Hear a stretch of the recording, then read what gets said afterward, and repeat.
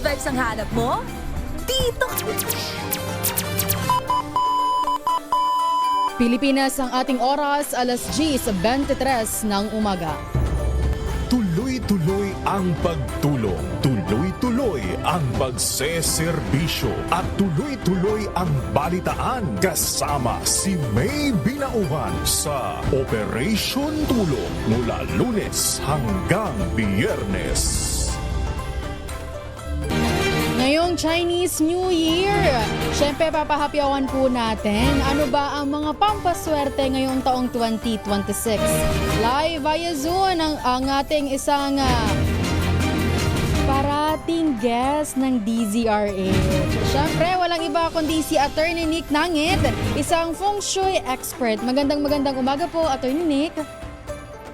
Magandang umaga, Wina. And of course, dito sa Operation Tulong, nakabalik tayo muli. Magandang umaga sa lahat na nakikinig. Okay, Patsoy. Manghe Fatsoy. Attorney Nick, hindi ko na po patatagalin. Unang tanong, ano po bang pampaswerte ngayong taong 2026? Okay, alam niyo, since maraming apoy, ang kinakailangan natin, maraming mga bagay-bagay. Halimbawa, yung metal rod chimes, yung chime na metal, gawa sa metal. Okay, meron din yung tinatawag na rhinoceros at saka yung animal na elepante. Yan dalawang yan, magkasama yan. Meron din yung tinatawag na woolly gourd, yun yung magkasama parang palayok na magkapatong. Yan, woolly gourd naman yan. At depende kasi, at saka mga crystals, syempre. Saka yung dragon figurine o kaya pwede rin kayo magkaroon ng horse, yung kabayong figurine na made of color red o kaya color gold yellow. Yan. Yan yung mga basic na mga feng shui cures ang tawag. Ayun. Pero meron po bang mga kulay na maswerte ngayong taong 2026? O kulay pula lang po ba ang maswerte? Polka dots? Ano po yun, Attorney Nick? Walo ang kulay na magaganda ngayong taon nito. Okay. Puti, okay, cream, beige, berde, okay, gold, pink, purple, ayan, at saka peach. Ayun. Yan yung 8 kulay na magaganda. Ayan. At Attorney Nick, marami sa ating dumudulog po sa Operation Tulong na humihingi ng tulong, lalo na po sa mga may karamdaman. Ngayong taong 2026 po ba, paano natin maiiwasan na magkasakit? Or ano po ba ang ating nakikita, ang ating health ngayong taong 2026? Okay. Alam niyo, ang health lang ay hindi maganda kapag nasa bandang hilagang kanluran, northwest. Kaya iwasan ninyo kung sa mga bahay ninyo na doon kayo matutulog o doon kayo magpapahinga sa bandang yon. Iwasan ang northwest.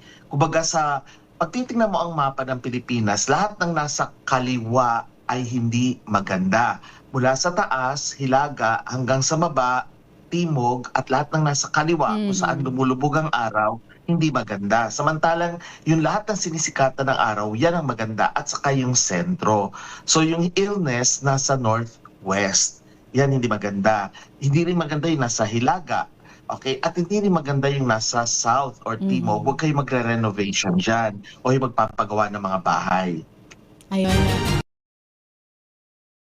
Problema sa pera or yung mga taong may negosyo. Kamusta po ang kapalaran nila ngayong taon? Okay. Alam niyo, basta't mga retail o kaya mga online business, pwede yan. Ngayon, para lalong maging mas masagana o mas papasok ang kaperahan, dapat dun sila sa may southeast o kaya timog silangan. Oo. Kung makikipagnegosyo sila o makipag-usap, southeast ang piliin nila. Pwede silang maglagay dyan ng kulay pula o kaya yung mga bright colors. O kaya yung money tree, yung perang, yung puno na may mga perang nakasabit na bilog-bilog, okay? Yan, para sa career nila at pati sa wealth or kaperahan. Yan, panghuling tanong ko na po, Attorney Nick, ano po ang masasabi nyo para sa ating mga kababayan? Ano po ba ang inyong maipapayo para sa kanila? Okay. Alam niyo, ang kabayo kasi ay matapang yan eh. At saka hindi yan domestic by nature, wild yan. So kapag may dumating sa inyong mga hadlang o mga sagabal, talagang aksyonan nyo kaagad. Alisin nyo yan sa mga buhay-buhay ninyo. Maging maingat din kayo, huwag padalos-dalos. At saka, alam niyo, ang liwanag ang ilaw o ang apoy nagbibigay ng liwanag. Kaya huwag kayong kabahan. Okay? So, harapin lang ninyo ang taon na ito ng maluwag o ang inyong mga kalooban. Ayan. Maraming salamat po, Attorney Nick Nangit.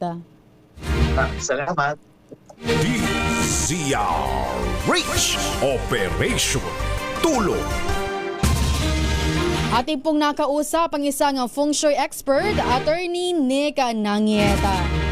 Ngayon po ay 11:08 na ng umaga. Tayo na po ay magpapaalam sa pangalan pa rin po ng ating Wonder Woman, Miss May Binauhan.